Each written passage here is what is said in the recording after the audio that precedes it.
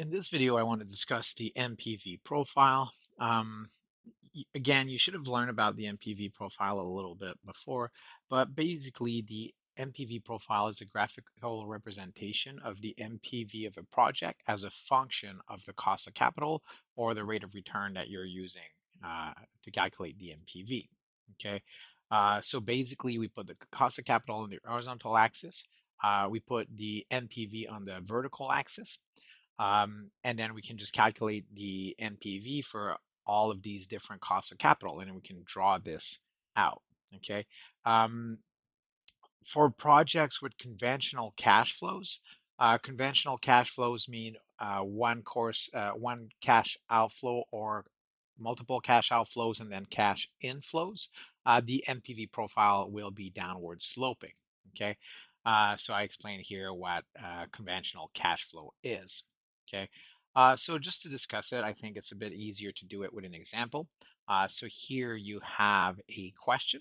Okay, basically it's the same project we discussed or we used when we did the IRR, the NPV, the discounted payback, so on and so forth. And I just say, okay, well, let's go on Excel and let's draw the NPV profile for this project using intervals of half a percent point and starting at zero cost of capital and going all the way to 49.5. So let's just do that. So here I am in Excel now. I'm going to zoom in a little bit just so you can see a bit bigger everything. So I have my project at year zero. I had a cash outlay of 80,000, and then these were the cash inflows for year 1 to 5. Okay, so we want to do the NPV profile. So what we need to do is we start with the interest rate. Right? I start with my interest rate, and I wanted to draw the NPV profile for intervals of 0.5%. So I want to start at 0% interest rate, and I want to go to 0.5% interest rate, and then I want the interest rate to keep increasing like this. And I want to go to about 50. Notice here it says, I can't really point to it, but it says beside the cell I selected, right, where it will get to. Basically, what I'm doing here is just if I take these two cells, Excel will, and I drag them down, Excel will repeat the same operation. So there's 0.5% difference between these two cells. So it's just going to do 0.5 difference between these two cells and 0.5% difference between these two cells, so on and so forth. And I went until I get 50, basically 49.5. Okay, so in order to do this graph, we need to calculate the NPV of this project at all these different costs of capital. Okay, obviously doing this by hand would be ridiculously long.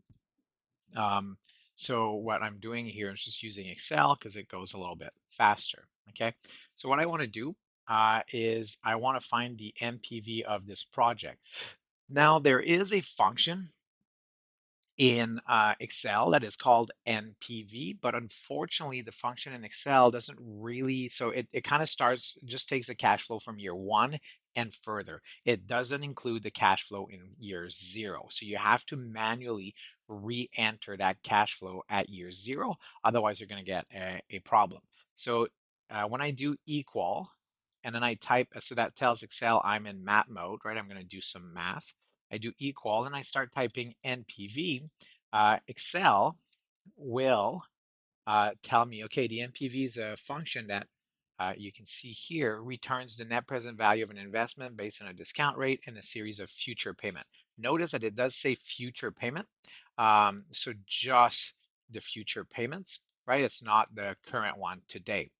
So future payments should be negative number and income should be positive number. If I open the parenthesis, Excel then tells me up here, right? What are the values I need to put in? So the first variable will be the rate. Okay, so where's my interest rate? My interest rate is right here. So I can just click on the cell. Now Excel will use that rate, that cell as my interest rate. I put a comma and then Excel says, okay, what's your value one? The value one is the payment you'll get in the first year. The value two is the payment you'll get in the second year, so on and so forth. Instead of putting quote, like selecting the cell here, putting a comma, selecting the cell, I can actually just select all of these cells here And Excel will know that I'm starting, this is the first value, the second value, the third value, the fourth value, and the fifth value. So we'll know in which year these payments are.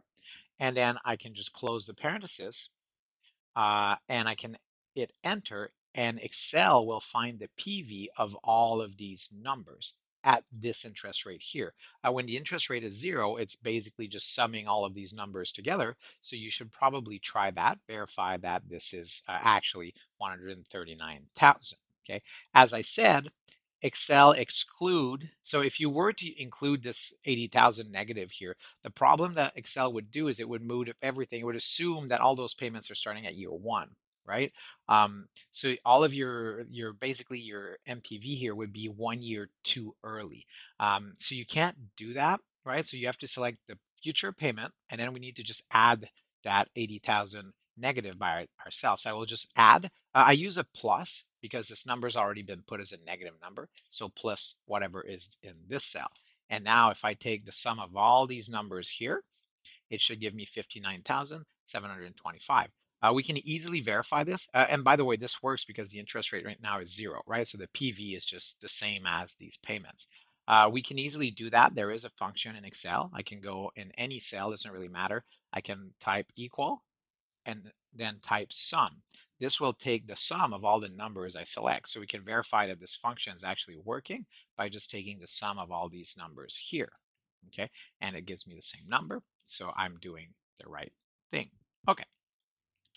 Uh, then next, what I need to do, I'm going to come back to the cell here where we have the 59,000 that was calculated. And I'll come back up here where I have all this information that I put in. What I want to be able to do is to drag down this cell so that Excel can copy the function and repeat the function with these variable changing, the interest rate.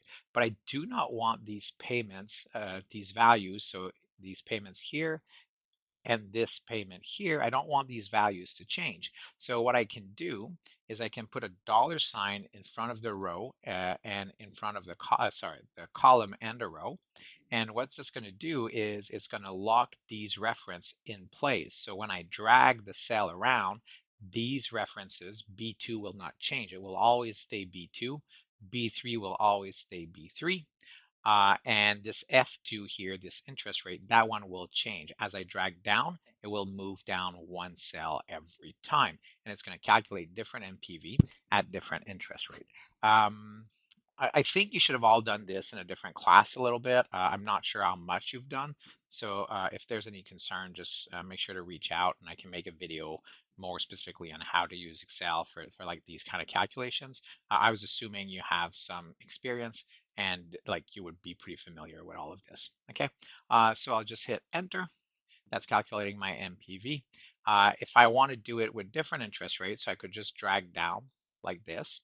And what this would do, this is calculating the MPV, but if you click here, up here, it says, look, the interest rate is now 0.5% instead of zero.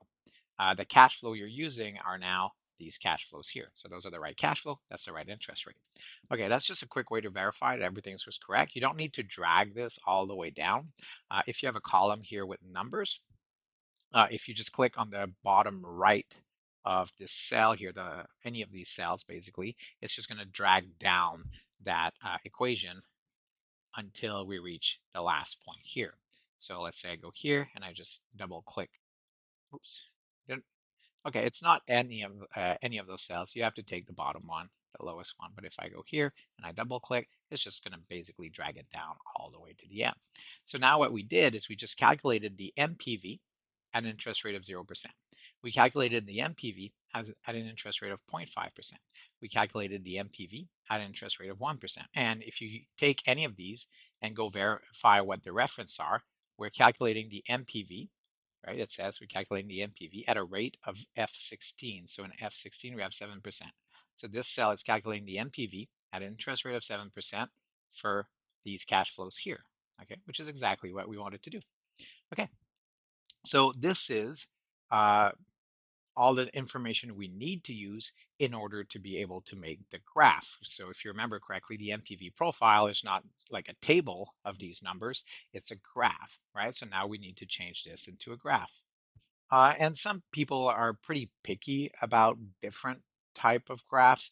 I'm not so picky here, so you can go in Excel, just go to Insert, right? And before selecting any of the graphs that are all here, just select your data. In this case, you can just select the column. And I prefer to use the scatter uh, graph personally. If you want to use something else, as long as it's the correct graph, I don't really mind. I'm just going to use the scatter plot, and I'm just going to use the one with lines without the dot because it just looks a bit silly, right?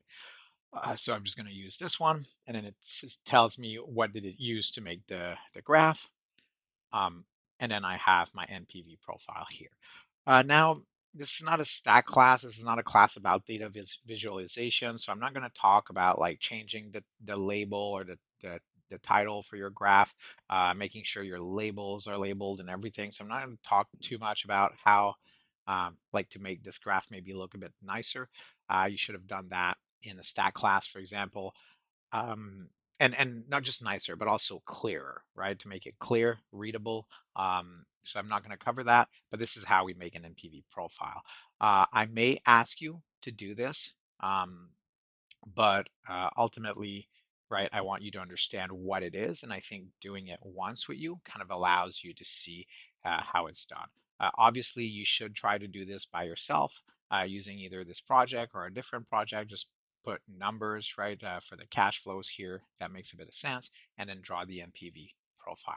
Okay, so that's how we draw the NPV profile. Let's go back to the slide. Uh, because I have a graph that's a little bit nicer done in the slide. Now let's discuss it over there. Okay, so this is the slide with the NPV profile. I just like it is a little bit nicer looking than the previous one. We have our cash flows here, right? And we have our NPV profile. So here you can see at 0% interest, the NPV was roughly $60,000. I think it was like 59,725, if I'm not mistaken. So that's what this graph is telling us, okay? And we can see that as the interest rate goes up, the NPV of this project decreases. Why does the NPV decrease? Well, because the cash outlay, which is at time zero, is not affected by the interest rate, right? The payment of $80,000, the cash outlay for this project, as doesn't get affected by interest rate. It's at time zero. So if I move it around in time, doesn't matter because I want it at time zero. So no matter what the interest rate is, it doesn't affect the 80,000 negative. But as the interest rate goes up, the PV of these numbers, the cash inflows that I get in the future, the PV of these number will decrease. So I have a cash outlay of 80,000, and then as the interest rate goes up, the PV of these payments here will decrease. So the NPV of the project will also decrease. Okay. Notice there's a point of, no, just to be clear, by the way, the NPV is on the x-axis and the cost of capital is on the, sorry, the NPV is on the y-axis and the cost of capital is on the x-axis. Okay.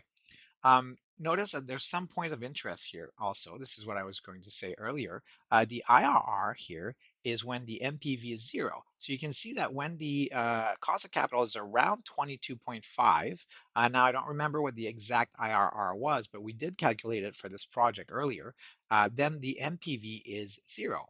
Okay, so that's where our IRR is. At this cost of capital, the NPV for this project is zero. Notice also, and I said that when we discussed the IRR. I said that if the IRR, I said it the other way. I said if the cost of capital is below the IRR is right here. So for any cost of capital below that number, all of these here, right, the NPV will be positive, right? It's bigger than zero. And for all the costs of capital that are above our IRR, so all the costs of capital that are on the right here of this point, the IRR, well, in this case, the NPV is negative. And that was our decision rule on how to choose if we should do a project or not do a project based on the IRR, right? If the cost of capital was below the IRR, do the project. If the cost of capital is above the IRR, don't do the project. And we can see here graphically that this makes a lot of sense. Okay, I think this video was long enough, so I'm going to stop there.